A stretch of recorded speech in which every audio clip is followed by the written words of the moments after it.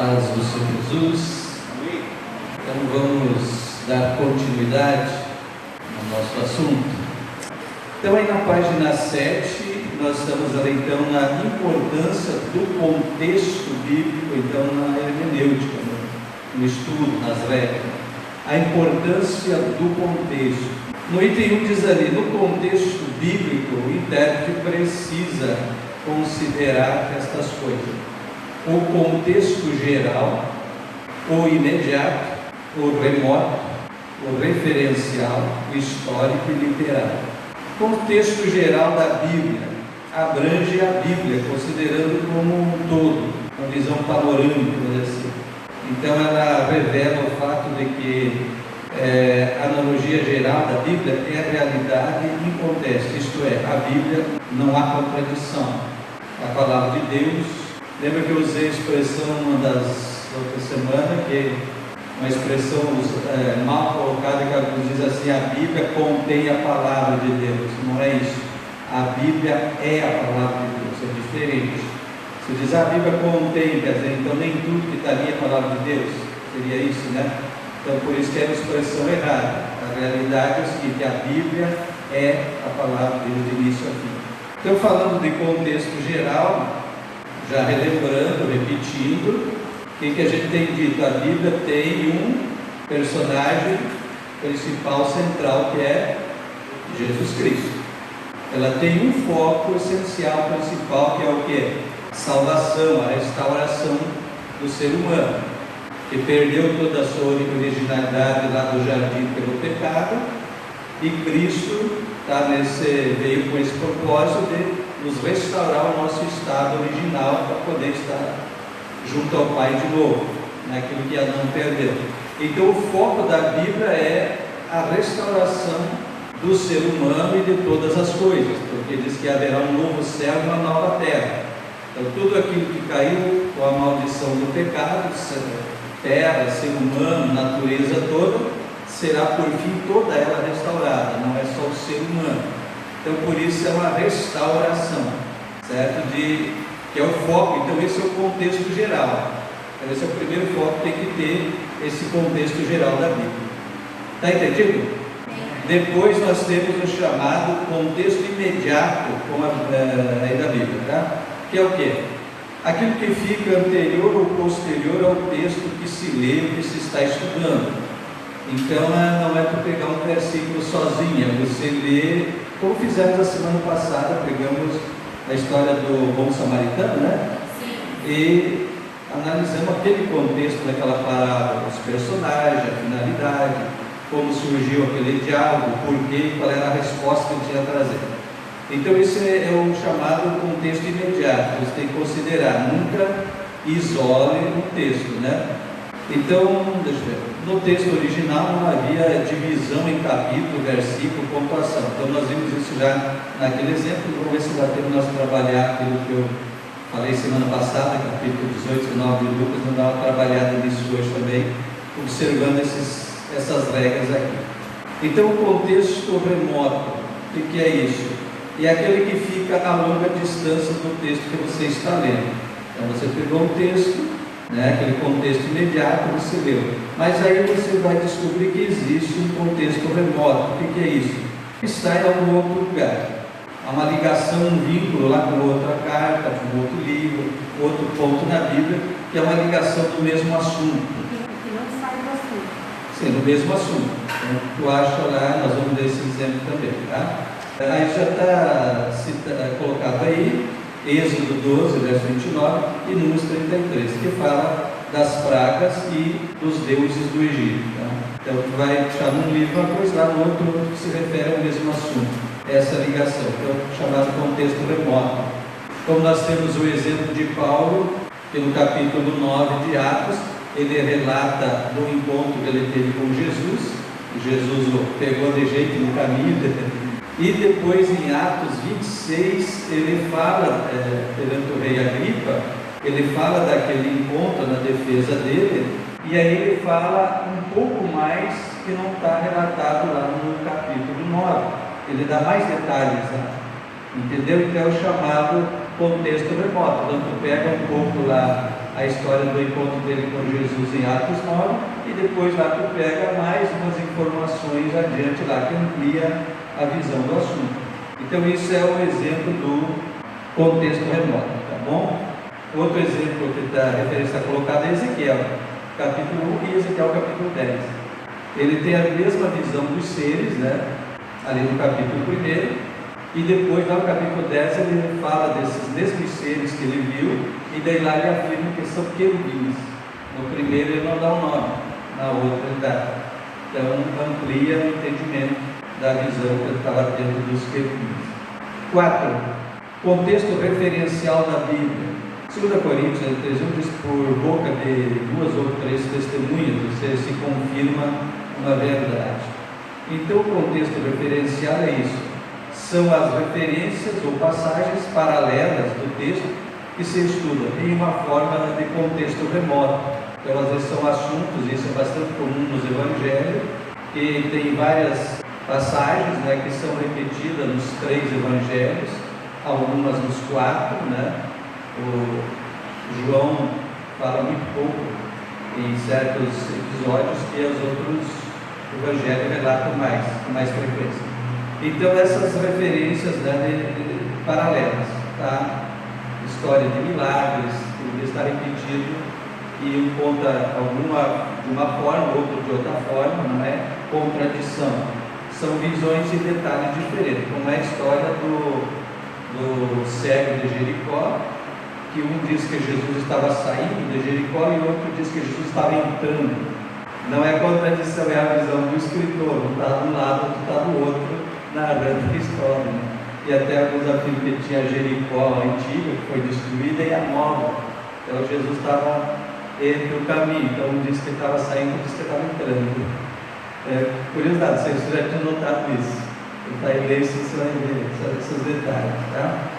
Então esse contexto referencial ajuda nisso, te amplia a visão. Então um evangelista narra de um jeito, outro do outro, acrescenta uma informação a mais e vai ajudando a gente na compreensão. A outra, a Bíblia interpreta-se com a Bíblia, isto é, efetuando o contexto referencial. Então, se há alguma coisa meio obscura, não está entendendo pela própria Bíblia, em outras passagens, vai esclarecendo. Então a Bíblia se interpreta pela própria Bíblia, isso é fundamental. Toda a doutrina ela deve ser confirmada, aprovada e apoiada por referências apropriadas. Alguns dizem pelo menos 3, então aquilo que vira o que deve ser doutrina bíblica, ela tem que ter apoio, não apenas uma citação ou coisa assim. Então existem muitas interpretações erradas pela pessoa pegar uma partezinha, isolar e fazer. Então, por exemplo, nós temos doutrina do batismo em águas, ela está repetida. Doutrina da Santa Ceia, está repetida. Salvação pelo nome de Jesus, pela fé, pelo sangue de Cristo, né, pelo sacrifício, a Bíblia está cheia disso. Então são as doutrinas fundamentais da fé cristã, certo? Então você vai encontrar várias coisas, mas tem algumas que não servem como doutrina, né? Semana eu falei quando Paulo disse assim, que as mulheres deviam estar caladas na igreja, né? Se alguém pega isso, e tem gente que faz isso, né? Que pega isso, tem algum segmento para ele, segue isso sim. Errado, né? Então toda doutrina ela deve ser confirmada por mais que um. Então você vai ver aquilo que realmente a gente tem como doutrina e base da nossa fé, falada por Jesus, por Paulo, por Pedro, por João. Então é mandamento, é doutrina, as outras coisas não. Falamos que tem algumas coisas que é puramente cultural, um problema local, como falamos, e que precisava de uma solução, mas não que seja uma doutrina. As referências bíblicas, contexto referencial, se o estudante não souber discernir, cometerá também graves distorções contra a revelação divina, que já falamos. Referências verbais são referências em que ocorre a mesma palavra, como Jerusalém em Mateus 2:1 e Apocalipse 21:10. Uma fala de uma Jerusalém, outra de outra, ou seja, uma Jerusalém terrena e uma Jerusalém celestial. O mesmo nome, cidade, porém uma no sentido terreno e outra celestial. Lá em Êxodo 8:16 fala de Eunatã, o mesmo nome para 3 pessoas diferentes. Outro vai lendo, falando, tu pensa que é a mesma pessoa. Não é. Então essas coisas às vezes dá confusão também, né? Eu uma vez também, dentro disso aí, estudando acho que os evangelhos, de repente eu vi duas pessoas na cadeira assim discutindo. Não, mas quem escreveu foi João Batista. Não, foi o outro João. Estavam as duas discutindo quem tinha escrito o evangelho. Então o evangelho de João, que escreveu foi o apóstolo João. João Batista não deixou, não tem livro dele, né? Foi João. Quem escreveu as 3 cartas lá, primeiro, segundo, terceiro, é João, foi o apóstolo João. Quem escreveu o Apocalipse, o apóstolo João. Curioso é que Lucas não era apóstolo, temos o evangelho escrito por Lucas, né? E Marcos também não era apóstolo, mas tem o evangelho que Marcos deixou escrito. Então são essas coisas um tanto curiosas. José também aparece vários José na Bíblia. Fé, aparece a palavra fé em vários sentidos e significados também. A palavra lei, em Romanos 7 também fala lei civil, lei mosaica, assim vai indo. Sabedoria, porta, existem várias passagens que falam de porta com vários sentidos, daí as referências, depois pode olhar uma por uma. Mundo, que eu falei semana passada, quando Jesus disse, não ameis, Jesus disse que Deus amou o mundo de tal maneira e deu o seu filho. E João disse, não ameis o mundo, nem as coisas que o mundo é. Então nós explicamos isso semana passada, né? Então aqui está uma explicação sobre o mundo, que a Bíblia cita de diversas maneiras, né? O mundo cósmico, o mundo social, o mundo no sentido espiritual, moral, então tem vários sentidos que a palavra mundo pode aparecer. Como também a palavra céu, você já viu que algumas palavras falam céus no plural. E aí, mas tem céus, aí nós vamos entender o seguinte, e nós primeiro olhamos para o nosso espaço à volta da Terra e chamamos de céu. Essa é a nossa atmosfera. Diz que aí também habitam os seres espirituais do mal, que estão nos ares à nossa volta. Então esse é o chamado primeiro céu. Qual é o segundo céu? O cosmos, o espaço sideral lá fora aí. Falei algumas coisas outro dia das grandezas de Deus, do espaço, dessas coisas. Então também é chamado de segundo céu, essa coisa aí. E terceiro céu, o lugar da habitação de Deus, já num nível, numa dimensão espiritual. Aí não está num limite físico. Então vem que o espiritual é uma outra dimensão. Espíritos bons, espíritos maus estão à nossa volta, a gente não enxerga, porque está numa dimensão espiritual. Mas a Bíblia diz isso, né? Então entendemos céus nesses 3 sentidos. Então quando Paulo foi arrebatado, fisicamente ou em espírito, ele foi na habitação de Deus. Ele escreveu coisas que não lhe foi permitido falar, coisas extraordinárias, gloriosas demais. Então ele foi, como ele testemunha, ao terceiro céu, o lugar da morada de Deus. Então isso são as expressões que a Bíblia usa, várias palavras com significados e colocações bem diferentes. Interpretações das Escrituras. Vamos lá. Literal, figurativa e simbólica. Então existem essas coisas. Sempre que possível, vamos entender pelo modo literal. Vamos lá. Então os teólogos conservadores concordam em que as palavras podem ser usadas nesses 3 sentidos: literal, figurativo ou simbólicos, através da simbologia. As 3 sentenças seguintes servem-nos como exemplo. Um exemplo literal, por exemplo, foi colocado na cabeça do rei uma coroa cintilante de joias. Uma palavra verdadeira, assim, no sentido literal, nada de figura. Agora, uma coisa bem figurativa e bem comum no nosso meio, né? Um pai bravo, por exemplo, com o filho, diz assim: na próxima vez que me chamar de coroa, você vai ver estrelas ao meio-dia. Isso é o que? Uma linguagem figurada, né? Não é uma coisa real. Depois, simbólico. Aqui é uma coisa cheia de simbologia. Apocalipse, quando a gente estuda Apocalipse, a gente explica isso aí. Viu-se grande sinal no céu, a saber, uma mulher vestida de sol, com a lua debaixo dos pés e uma coroa de 12 estrelas na cabeça. Então não é uma coisa literal, mas uma visão cheia de simbologias. Cada personagem, cada coisa aí tem uma simbologia profética, né? Faz parte do Apocalipse, da escatologia, então não vou entrar em detalhes agora, tá? Princípios da interpretação bíblica. Princípio da interpretação moralista. Porque a interpretação moralista vai dizer que tudo na Bíblia trata de princípios morais e bons e coisas assim. Não é só isso. Então é uma coisa um tanto limitada e insuficiente. Princípio de interpretação individualista, aquela interpretação que aplica a indivíduos e não no coletivo. Também é limitada e não é muito, não é completa. E da interpretação modernista, que é um pouco problemático, porque a Bíblia então diz que é um livro antigo para nós, homens que pertencemos a esse tempo moderno. Então muitas histórias da Bíblia parecem mais mitos e lendas. Então essa interpretação também. O princípio da interpretação política também deixa muito a desejar. Então Jesus torna-se apenas um revolucionário da história. É um pouco da visão que eles tinham também no começo, tá? Então eu deixo para vocês lerem isso aqui com mais tempo aí. Disposições necessárias para o estudo proveitoso das Escrituras. Reforçando alguma coisa que a gente já falou. Assim como para apreciar devidamente a poesia é necessário possuir um espírito, um sentido especial, né? Para apreciar aquilo que é belo, aquilo que é poético, né? Para o estudante de filosofia, então é necessário também um espírito filósofo, assim por diante, tá? Então, da maior importância, uma disposição especial para o estudo proveitoso da Sagrada Escritura, isso é importante.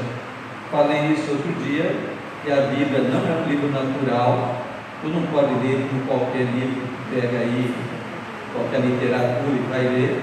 É um livro espiritual, então se entende pelo Espírito e se aceita pela fé, porque realmente esse povo modernista, como falamos aí, que acha que a Bíblia tem que ser provada pela ciência, tem muita coisa, é impossível da ciência provar, porque trata de coisas espirituais, certo?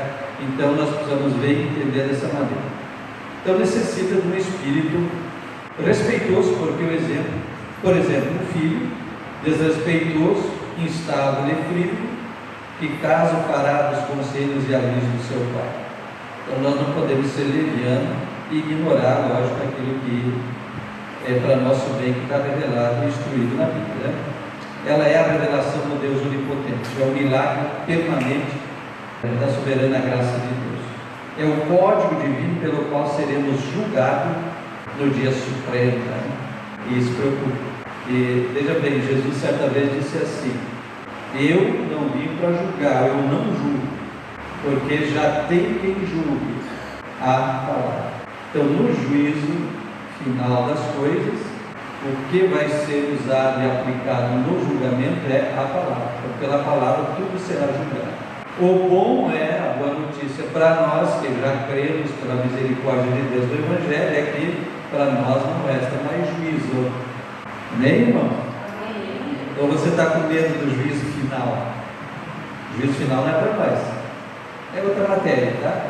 Porque a nossa situação já foi julgada na cruz. Esse é o grande mistério do Evangelho. Nós, como cristãos, já fomos julgados em Cristo na cruz e sentenciados e pago o preço todo. Então, por isso que a Bíblia diz: não resta nenhuma condenação para quem está em Cristo, não entrará mais em juízo. 1 Coríntios 3 fala de julgamento das nossas obras, é outra coisa. Julgamento de obras, não de salvação. Ninguém vai ser levado ao céu e julgado de volta.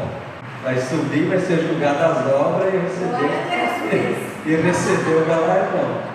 Não, porque não é interpretado. Todo mundo acha assim que Deus vai reunir todo mundo e vai dizer: esse para o céu, esse para o inferno, esse para o céu, esse para o inferno. Não é assim, né? De maneira nenhuma.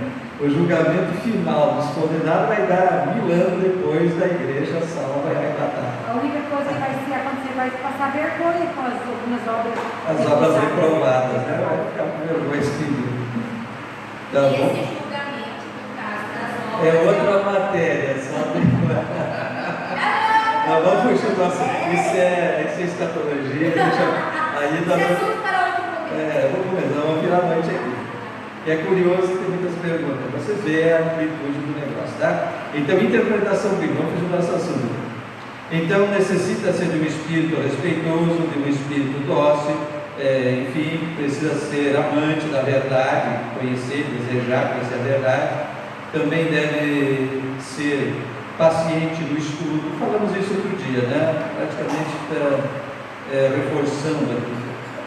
A principal qualidade do intérprete deve possuir o supremo amor à verdade, ter convicção geral e reconhecer a importância de expor a verdade. Não será suficiente para ajudá-lo e guardá-lo das influências sedutoras que o cercam, embora seja cristão sincero.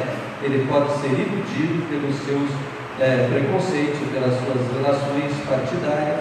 Então precisa ter sempre viva convicção de todas as verdades bíblicas que Deus revelou para a santificação dos homens. Homens, raça humana, regra fundamental. Na página 10, né? O quanto sabemos, o primeiro intérprete da palavra foi o diabo. Forte, curioso, né? Mas veja bem, Deus tinha dado uma ordem para Adão. Lembra disso? Adão, o jardim é teu. Maravilha.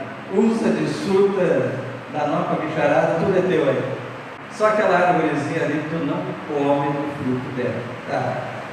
Acho que ele não foi muito eficiente em passar a instrução para Eva, porque Deus deu a mensagem para Adão.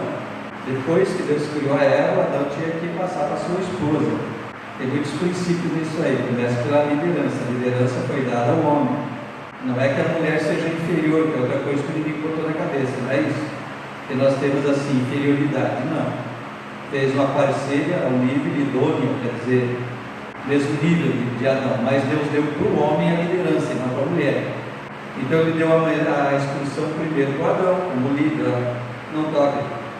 O que nós notamos? Que depois o Satanás incorporado na serpente falou com a Eva, e o interessante é a Eva ficar batendo papo com a serpente, né? Imagina isso.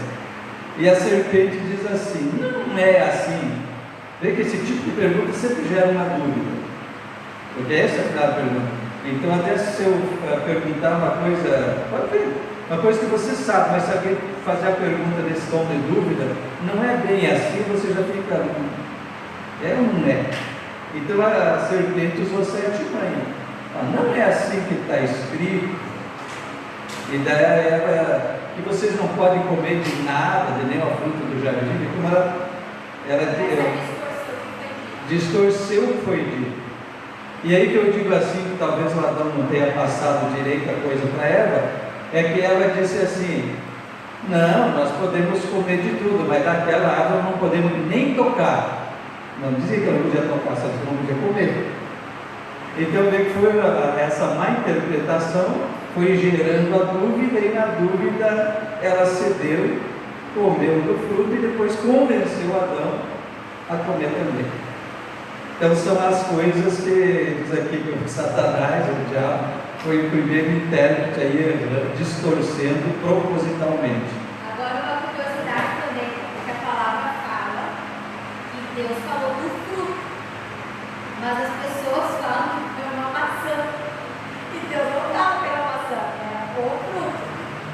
E é uma questão que também falo, né, que a Eva comeu a maçã proibida, não era uma maçã, não diz ao menos que era uma maçã. As interpretações erradas demais. Mas você sabe por que eles dizem que é maçã? Por quê? Não sei. Não sabe. Não sabe mesmo. Porque a maçã é símbolo do amor. Então alguns já viram que o pecado de Adão e Eva seria o pecado sexual. É claro que não. Deus fez um casamento e abençoou eles no amor, né? Não tinha nada a ver. Mas são as interpretações erradas que há. Exato. Não tem nada a ver com maçã. Ela fala de um fruto que não existe mais, é claro, não conhecemos. Alguns dizem que isso era apenas simbólico, eles creem que era físico, existia. Como também tinha a árvore da vida, que é outra, né? E que João no Apocalipse viu essa árvore no céu. Não seria essa árvore que vai botar? Não. Conhecimento do bem e do mal. Então a questão das distorções, gente, hoje está minado disso. Hoje ainda está ouvindo um trechinho de uma pregação de uma pessoa que dá uns calafrios, né? E tu vê assim as distorções da má aplicação da palavra. Tem muito hoje, muito, gente. Então, por que já antigamente, e ainda tem pastores com essa ideia que dizia assim, esse pessoal começa a estudar, fica um frio espiritual, e daí interpreta mal aquela palavra do Senhor, que ele disse que a letra mata, mas o Espírito vivifica. Então muita gente se falou e ainda tem essa ideia de que quem estuda muito começa a ficar frio espiritualmente. E é errado. O verdadeiro avivamento sempre teve por base a Bíblia. Vai estudar a história dos avivamentos, sempre teve por base a palavra. Então sem a palavra é barulho de lado. E essa, já que estamos falando de interpretação, essa expressão, a letra mata, mas o Espírito vivifica.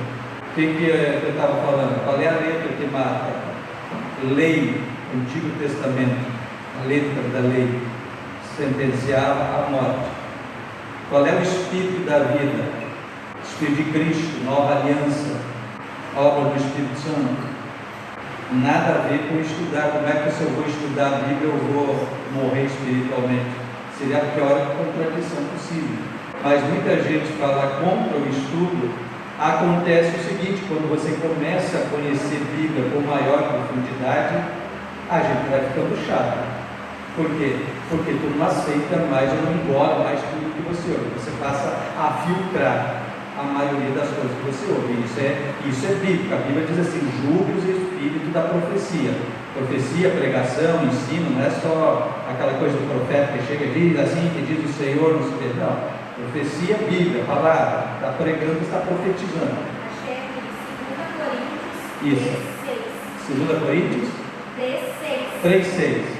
Ele nos capacitou para sermos ministros de uma nova aliança, não da letra, mas do Espírito. Porquanto a letra mata, mas o Espírito vivifica. Bem específico. Bom que tu leu um pouquinho antes para ver. Bem específico. Bem, não está de acordo com o que eu expliquei?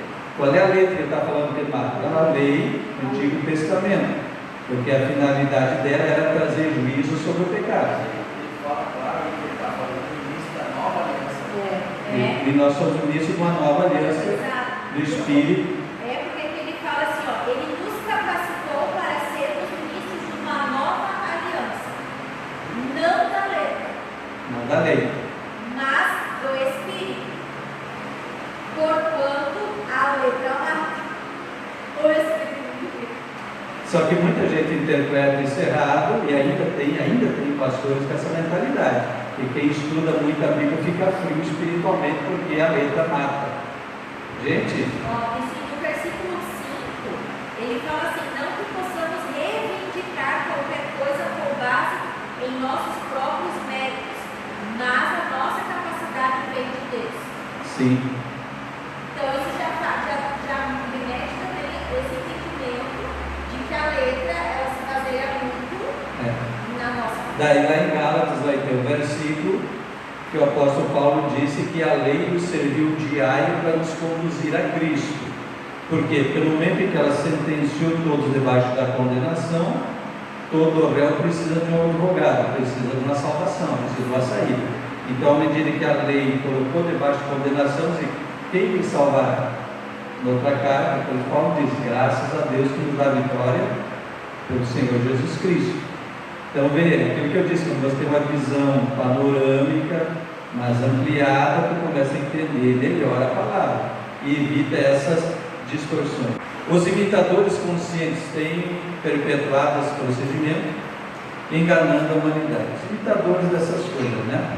Então, não podemos esquecer dessa regra-chave, a Escritura explicada pela Escritura, ou seja, a Bíblia é a sua própria intérprete. Nós estamos vendo esses exemplos. Uma passagem aqui se confirma noutra lá e tá. Ou seja, a Bíblia, você entende, é a regra básica, pela própria Bíblia. Anote e não esqueçam dessas coisas, tá?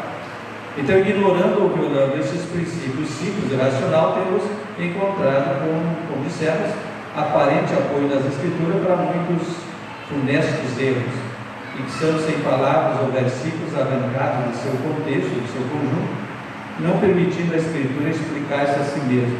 Encontramos então aí os judeus mesmo, apoiados pela lei, dela mesma, para rejeitar Jesus Cristo.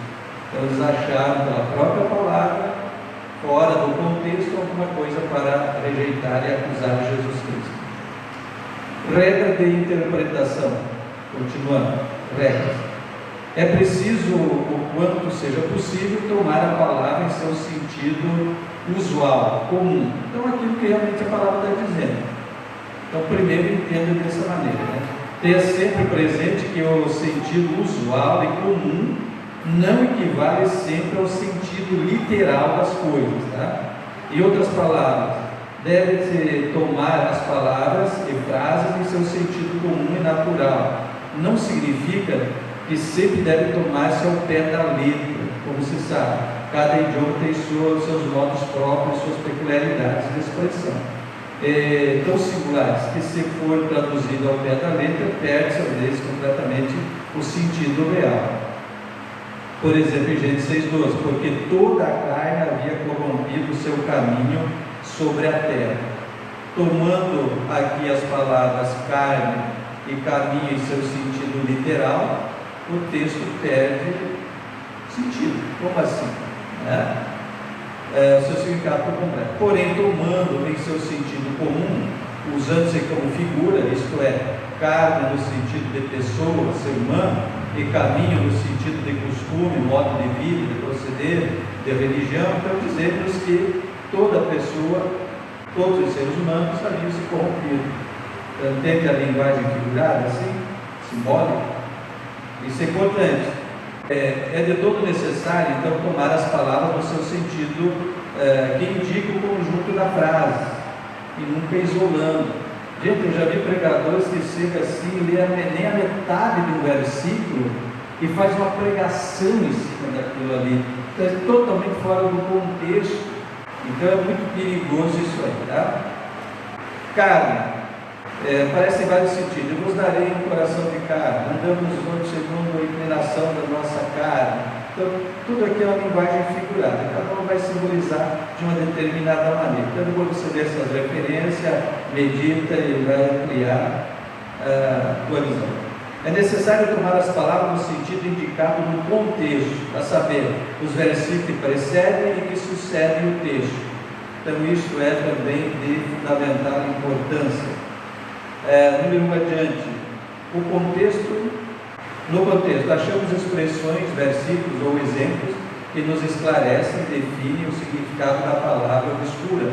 Ao dizer Paulo, quando ledes, podeis compreender o meu discernimento no mistério de Cristo, Efésios 3,4. Ficamos, portanto, indecisos com respeito ao verdadeiro significado da palavra mistério.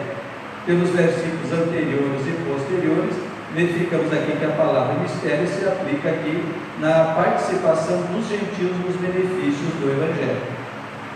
Aqui entra uma coisa bem cultural. Lembra aquilo que nós falamos, daquela rivalidade do judeu com o samaritano? Lembra disso? Aquela inimizade, tem algumas coisas para nós falar. Com os gentios, as demais nações, porque eles achavam que só eles tinham direito às bênçãos, já pela própria interpretação da própria aliança, que era só com eles. Então eles tinham essa grande rivalidade. Aí vem Paulo e fala que esse mistério esteve oculto nos séculos passados, mas que agora foi revelado, e ali ele fala várias vezes essa palavra mistério.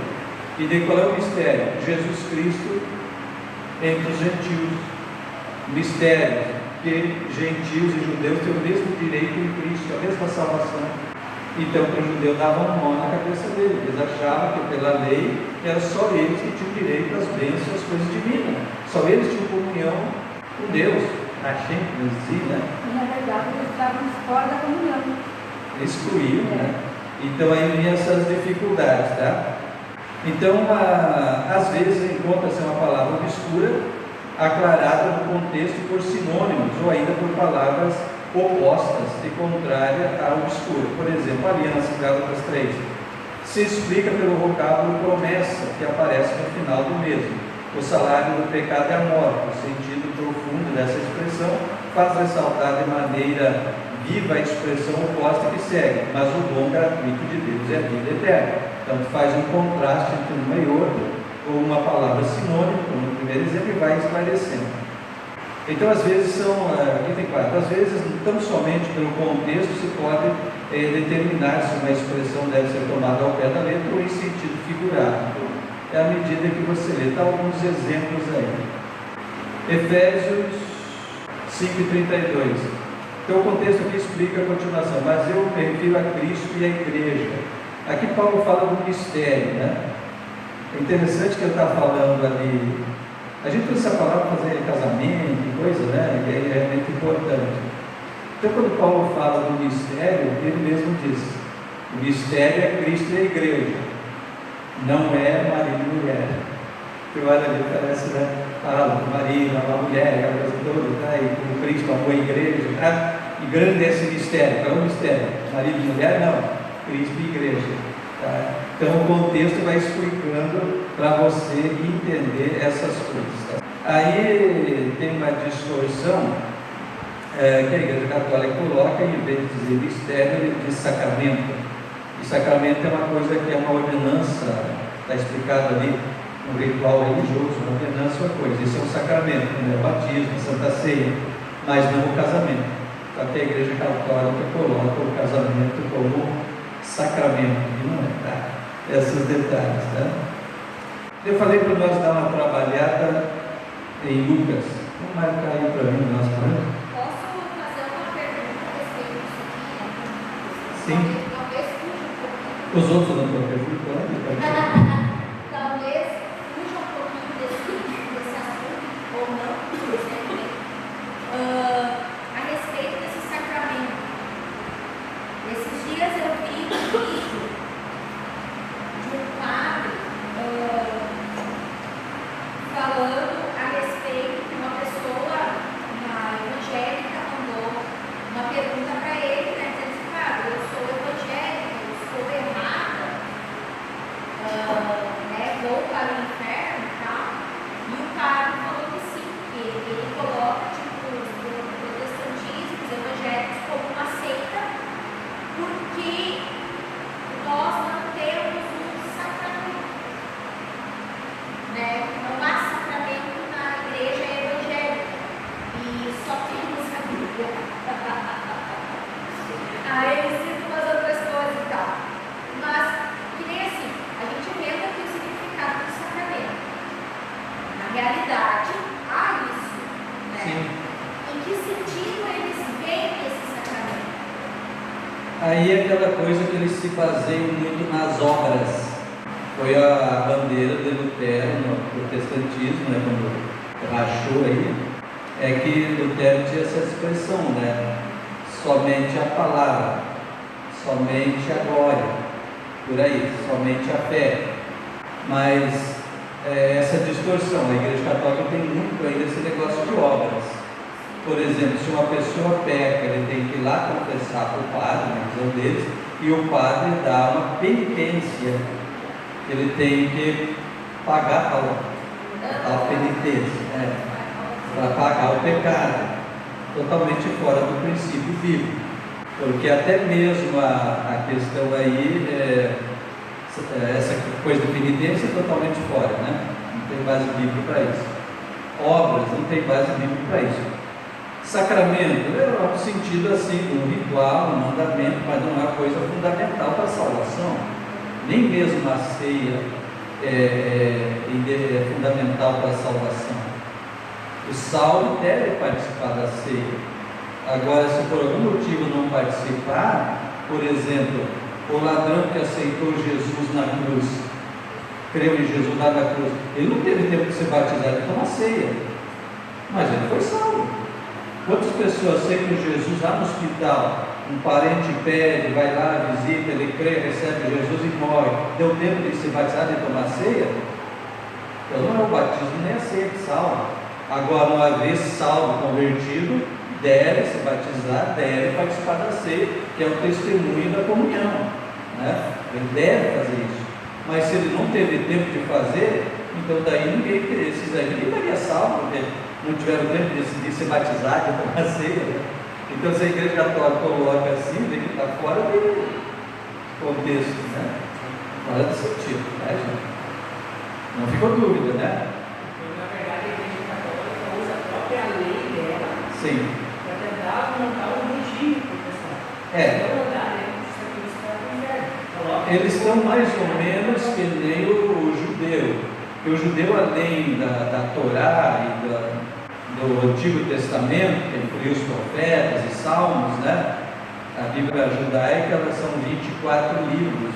Então, além da Bíblia, vamos dizer assim, no Antigo Testamento, a Bíblia judaica, eles também tinham a tradição oral, que davam muito valor a ela, e incorporaram, e fizeram, escreveram isso. Acho que eu expliquei a necessidade que eles tiveram de escrever depois do exílio da Babilônia, tudo, estava se perdendo isso, então os rabinos lá acharam por bem escrever. Então tem o Talmud lá, que é o livro das tradições orais que eles passaram a escrever, para preservar, e que para os judeus passou a ser mais importante do que a própria lei, o Antigo Testamento todo, né? Passou a ser mais importante do que isso. Então o catolicismo dessa época também, daquela Idade Média que a gente falou, incorporaram muitas dessas tradições e costumes, que está tendo mais importância do que a própria Bíblia para eles, né? Tem o culto às chamadas relíquias também, né, deles, um monte de coisa. A idolatria é muito grande. Além desse apego às obras, como o judeu se apegava muito às obras. Vamos dar uma trabalhada num texto bíblico, dando uma observada nessas letras, lá em Lucas, capítulo 18. Vamos lá. Lucas 18, capítulo 18. Nós vamos encontrar umas coisas muito interessantes, tá? Para nós vamos entender isso. Vamos trabalhar nesse texto para nós ver a riqueza de algumas coisas aí. Nós falamos a importância do contexto, da cultura, do idioma, tudo isso. Lembra disso, gente? Falamos aqui das referências, contexto imediato, contexto geral, contexto remoto, literal, referencial, essas coisas todas, tá? Veja bem, quando Jesus nasceu e passou a exercer seu ministério, foi em meio assim da situação. Lembra que a gente falou de quando Israel passou pelo cativeiro, na escravidão? Lá em 722 foi o reino do norte dominado pela Síria, e depois lá mais tarde, no ano 600, 605 por ali, foi o Judá como escravo para a Babilônia. Então ali veio a Babilônia, que foi muito forte, a primeira império mundial, até Daniel teve aquela visão. Os caldeus, né, da região da Mesopotâmia, Iraque, aquela região, levantou-se grande império e dominou. Então foi muito forte a influência cultural da língua dos caldeus, do aramaico, dentro disso.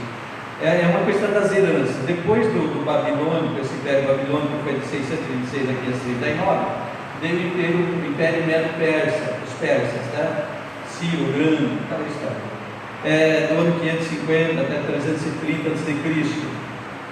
Aí depois veio o império grego, que até hoje nós sofremos influência das filosofias gregas, de tudo, aqueles filósofos, desde a Grécia Antiga. Então o grego passou a ser a língua oficial, a língua comercial popular, chamado grego popular, grego koinetos, então popular do povo. É onde a Bíblia foi escrita, então nos dias de Jesus no Novo Testamento, né? Houve um intervalo chamado ali entre o Império Grego e o Império Romano, que o Israel teve uma certa independência quando se levantou os Macabeus, uma dinastia de judeus militares, ortodoxos que tentaram a independência do Império, né? Então foi um período muito rico também de história que não está na Bíblia, tá? E aí entra o Império Romano lá pelo ano 34 a.C. Então eles têm a influência cultural no grego, né, a língua, o idioma, e o romano construiu muitas estradas. Existe até hoje a famosa Via Ápia, que foi 500 quilômetros, que ainda até hoje é em uso, calçada com passeio, coisa moderna, né, daquela época, tá? Então o Império Romano era muito de guerra, ser um soldado romano era um orgulho, tá? Abriu muitas estradas, que facilitou. Então quando Jesus nasce e começa o ministério dele, tá, debaixo de toda essa influência cultural herdada desses impérios, Israel está sob o domínio de Roma, porque a tentativa de independência dos Macabeus acabou com um grande massacre, e o Império Romano se levantou e dominou, né? E aí então Jesus nasce no meio de todo esse clima político, cultural, religioso, tá? E a religião nos dias de Jesus estava muito corrompida, né?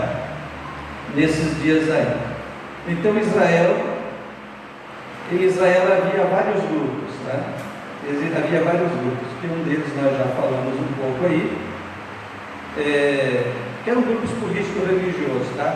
Tinha os chamados herodianos, tinha os chamados publicanos. Então, para nós pegar o que interessa aqui, tá?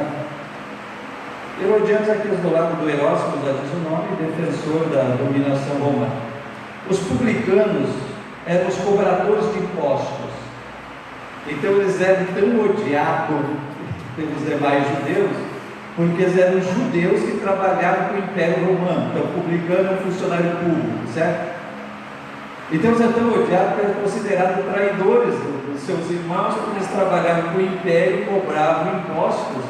E o Império Romano dava uma certa liberdade a eles cobravam um pouco mais para eles. Era o salário deles, era eles que faziam o seu salário. Então era tido eles como corruptos, que exploravam os próprios irmãos, cobrando para Roma e cobrando para si mesmo, enriquecendo. Então a corrupção no Brasil não é coisa nova. Não é coisa nova, tá? Então por isso o publicano era tão odiado, metido como piores pecadores, tá? Então vê que ele fala muitas vezes os pecadores publicanos, por causa disso, tá? Mas eles eram judeus, só que trabalhavam assim. Então costumava-se dizer que só os publicanos são ladrões, era a expressão que tinha entre eles. Tinha os saduceus, o grupo dos saduceus, do qual era a linhagem que eram os sacerdotes, na época de Jesus. O cargo de sacerdote no templo virou um cargo político negociado com o imperador romano, por isso era tão corrupto. À época, o Anás, o Caifás, ali que eram os sacerdotes no tempo de Jesus, porque era já um cargo negociado com o imperador, não seguiam mais a lei, a palavra, a linhagem determinada. Então se negociava com o imperador romano, então virou negociatas políticos, por isso era tão corrupto. Então esses eram os saduceus. Os fariseus e escriba eram os doutores da lei, então a maioria era do grupo dos fariseus. Nós estamos falando aqui de partidos político-religiosos. Uma coisa que é muito importante nós entender que o sistema de governo judaico é um sistema teocrático, quer dizer, Deus é o governador, é o Senhor. O sistema devia ser assim. A lei civil, a lei religiosa, tudo é uma só e as mesmas pessoas que tratam das duas coisas, da lei religiosa, da lei civil, tudo, né? Então, o chamado sistema teocrático é diferente do nosso caso hoje.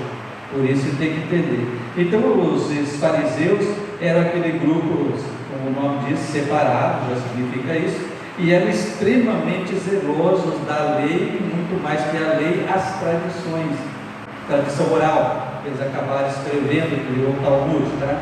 Isso aí. Então era aquele povo ferrenho na conservação da lei, e aquele povo extremo que valorizava extremamente as obras. Então eles gostavam de parar na praça, com o semblante de cair, para mostrar que estava jejuando, erguer a mão e orar, em público, para ser notado, ser visto, né? Fazia aquele... jejuavam 3 vezes por semana. Então o fariseu é isso, por isso que virou para nós hoje sinônimo de hipócrita, quer dizer, aquele que quer aparentar uma coisa que na verdade não é. Isso aí, tá? Então, e os escribas eram os encarregados de interpretar a lei, copiar, escrever, interpretar, explicar e fazer, e a maioria deles eram então os fariseus, né? Então eram assim, legalistas e ao extremo, tá? Depois outros grupos menos importantes, essênios, enfim. E os romanos, que era o Império Romano que governava. Lucas 18, vamos lá. Primeiro caso, do versículo 1 ao versículo 8, o que está aí? Uma viúva persistente. Qual é a mensagem? Um juiz iníquo, uma viúva persistente, que pede, implora para resolver, e ele perde a paciência com a insistência dela, e eles vão resolver o problema dessa mulher. Qual é a mensagem aí? O dever de orar sem desanimar. Está explicado na própria palavra, né? O dever de orar sem desanimar, como uma prova de Fé. Essa é a mensagem. Esse é o ponto. Qual é a nossa reflexão aqui? Quando Jesus voltar, achará fé na terra? Então guarda bem isso aqui. Objetivo ali. Fé, perseverar na oração, é uma prova de fé. E a pergunta é, quando Jesus voltar, vai achar fé? Essa é a pergunta. O que eu falei para você sobre contexto remoto? Anota aí, Efésios 6,18. Orando em todo o tempo, com toda oração e súplica no Espírito, e vigiando nisso com toda perseverança e súplica por todos os santos. 1 Tessalonicenses 5,17. Orai sem cessar.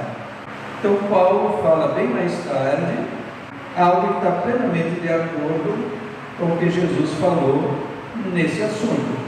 Contou uma parábola para falar sobre o dever de orar sem desanimar, para demonstrar a fé, e essa fé tem que durar até Jesus voltar. Entendido? Verso 9. Fariseu e publicano. Então já explicamos o que é fariseu, explicamos o que é publicano. Entendido? Aí Jesus faz outra parábola para dizer o quê? Um deles confia no suposto mérito religioso, o fariseu, né? Senhor, te dou graça porque eu jejuo 3 vezes por semana, dou meus dízimos, não sou que nem o fulano ali atrás. Então aquele fariseu confiava nos seus méritos religiosos. O outro, publicano, que já explicamos, ele implorava por misericórdia, reconhecendo o seu estado de pecado. Aí o que Jesus disse? Eu digo para vocês que esse, o publicano, desceu justificado para a sua casa, mas aquele, o fariseu, porque a si mesmo se exalta, será humilhado, e qualquer que a si mesmo se humilha, será exaltado. Nosso ponto de reflexão aí é que quem saiu justificado da presença de Deus? Aquele que se humilhou diante de Deus e não que se exaltou em si mesmo, ou na sua religiosidade, tá? Guarda bem isso aí, até nós chegar na chave final aqui do assunto. Contexto remoto desse assunto, Efésios 2, verso 8 e 9. Pela graça sois salvos por meio da fé, isso não vem de vós, é dom de Deus, não vem das obras, para que ninguém se glorie. Então Jesus conta uma parábola que Paulo mais tarde, em outro contexto, explica que a salvação é pela fé. Aqui nós vemos dois, o fariseu querendo se justificar pelas obras dele. Eu jejuo, eu oro, né? Eu dou o dízimo, faço isso, faço aquilo, né? Então eu sou bom. Mas o publicano só baixava a cabeça e dizia: Senhor, tem misericórdia de mim, que sou pecador. Então lá no contexto remoto, Paulo diz: a salvação é pela graça, não deu obra, por meio de vós, para que ninguém se glorie. Lucas 18, verso 15 a 17. Jesus abençoa as crianças. Entre as crianças, antes de você ler cada evangelho, vai dizer do jeito que eu expliquei antes, né? Acrescentar alguma coisa a mais. Então, lembra de outra coisa. O que eu falei antes, já várias vezes? A Bíblia, no seu original, não era separada em capítulo, versículo, parágrafo. É um texto corrido, é isso que estamos tentando ver aqui também. É isso em mente, tá? Texto corrido. Então, na sequência, tem uma história das crianças, que são abençoadas por Jesus. E o que entendemos aqui? Jesus disse: quem não receber o reino de Deus como uma dessas crianças, não entrará nele.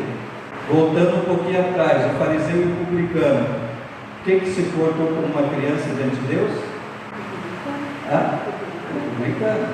Outra coisa, a criança, ela tem um coração puro, ela não distingue maldade, malícia, para ela tudo é real, tudo é verdadeiro, não guarda rancor. Para ver com a criança pequena, lógico, para uma certa idade é diferente, hoje nem pode mais, né, bater em criança. Mas quem já não deu uma palmadinha, um chãozinho de orelha, a criança chora, e vem e senta no colo do pai, da mãe, abraça, vai dar um beijo. Coração que não guarda mágoa, que não tem malícia. É nesse sentido que Jesus está dizendo: quem não se tornar como uma criança não pode entrar no meu reino.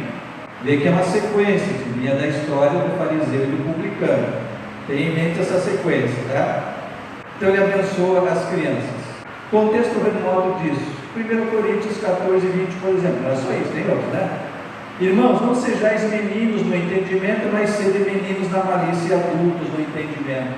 Então Paulo lá adiante, Paulo 13 cartas, né? É o que mais doutrinou a igreja, como a gente vai pegar a maioria das referências dele, mas tem outros também.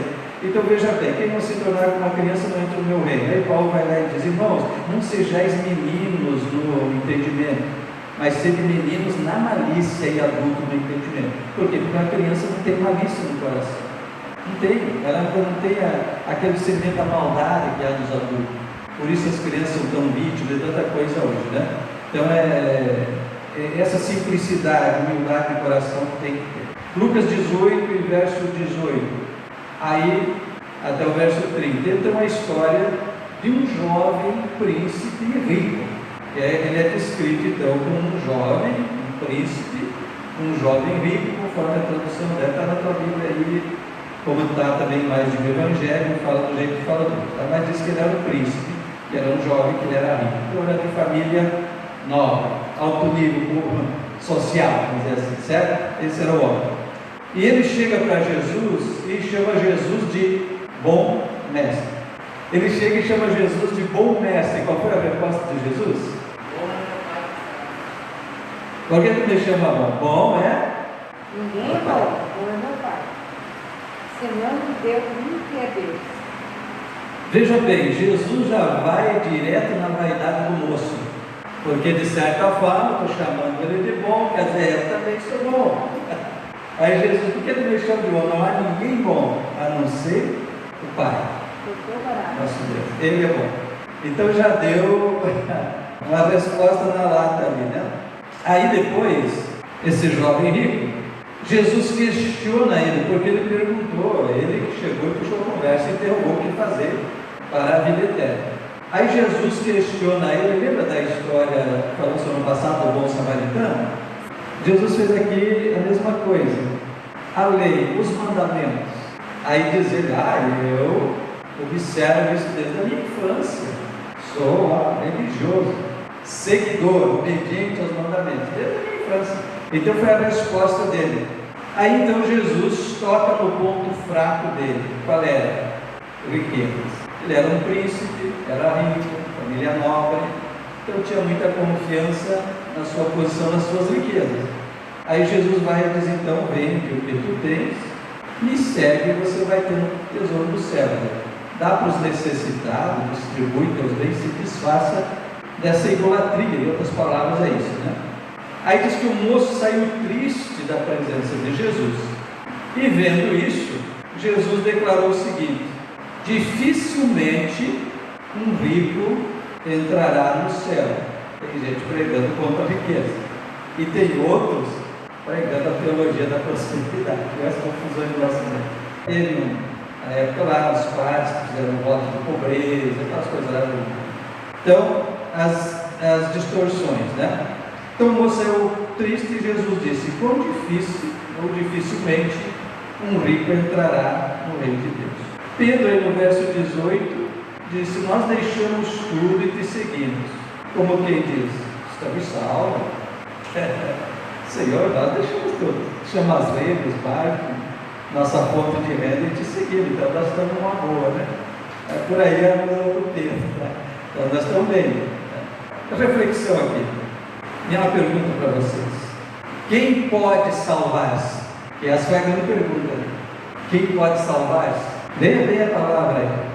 O moço apresentou que ele observava a lei. Jesus disse: falta uma coisa, vende o que tu tens, desfaz, dá para os pobres, vem e segue, vai ter um tesouro no céu. Ele saiu triste. Jesus disse: quão difícil é um rico entrar no reino de Deus. Aí Pedro: não, nós deixamos tudo, né? Te seguimos, maravilha. Mas aí eles também disseram outra expressão: quem pode se salvar então? E essa é a grande questão. Jesus responde que aquilo que é impossível para o ser humano é possível para Deus. Quem pode salvar-se? Ninguém pode se salvar. Então Jesus disse: quão possível, não disse impossível, quão difícil é um rico entrar no céu. Aí os discípulos olhando para a história, porque Jesus disse assim: é mais fácil um camelo passar no fundo de uma agulha do que um rico entrar no céu. Aí os discípulos disseram: então é impossível. Impossível. Quem pode salvar-se? Ninguém.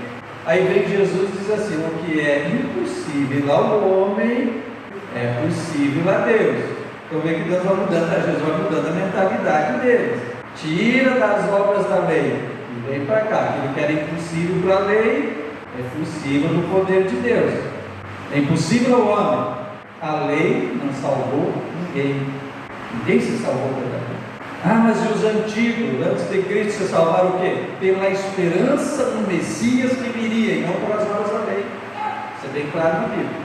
Então veja bem, o que é impossível ao homem é possível a Deus. Um contexto remoto, Efésios 2, 8 e 9, que já falamos numa outra questão também. Pela graça sois salvos, por meio da fé. Não vem de vós, não vem das obras, para que ninguém se glorie. Amém? Então, veja bem, ninguém salva-se a si mesmo, mas para Deus tudo é possível. Então, fé nele. Lucas 18, 31 a 34. Jesus anuncia a sua morte, o meio pelo qual a salvação é possível. Então aí depois, na sequência, ele fala do sacrifício dele, que ele vai ser morto, que ele vai à cruz. É o meio da salvação, como diz. Deixa as obras e olha para aquilo que Deus está fazendo, pagando nossa salvação na cruz. Tá bom? Aí depois entra a história do cego de Jericó. E Jesus está passando, ele clama e Jesus cura o moço lá, o homem. Tá?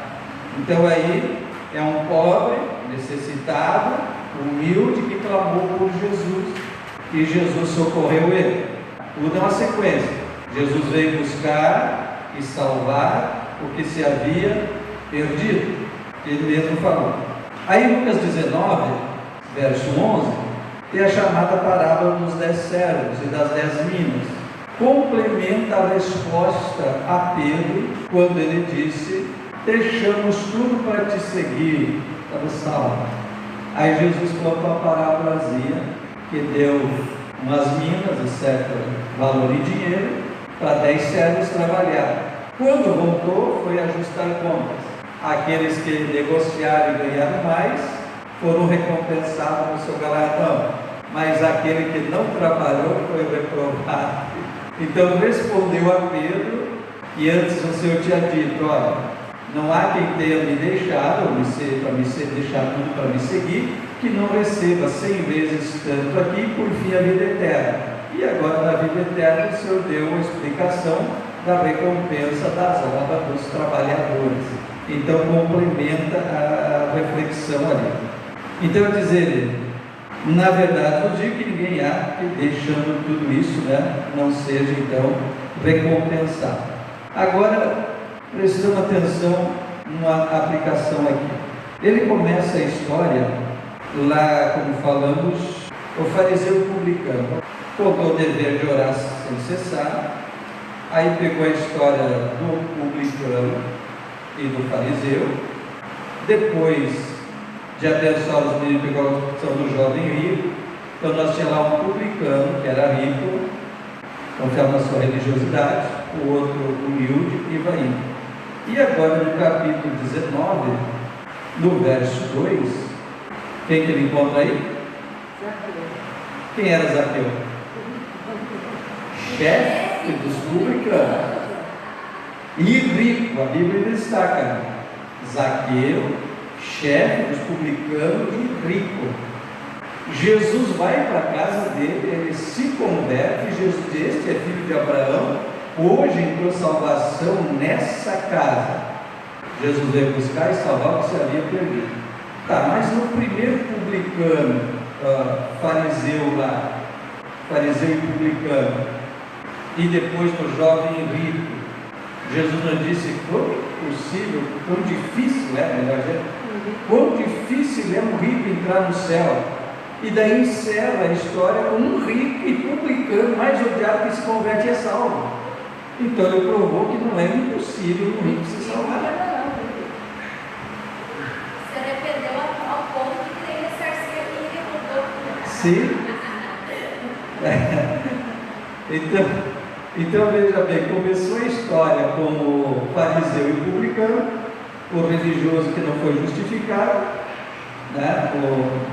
e o outro lá que se humilhava. O rico que não quis. O rico que não quis, saiu triste.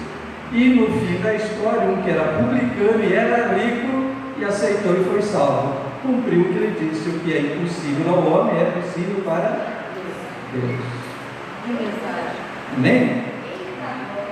Entendemos o contexto imediato, o contexto remoto, ou a Bíblia sem separação de capítulo e versículo, o texto do livro que te dá uma mensagem mais ampla. E disso tem muito, não é toda a Bíblia assim.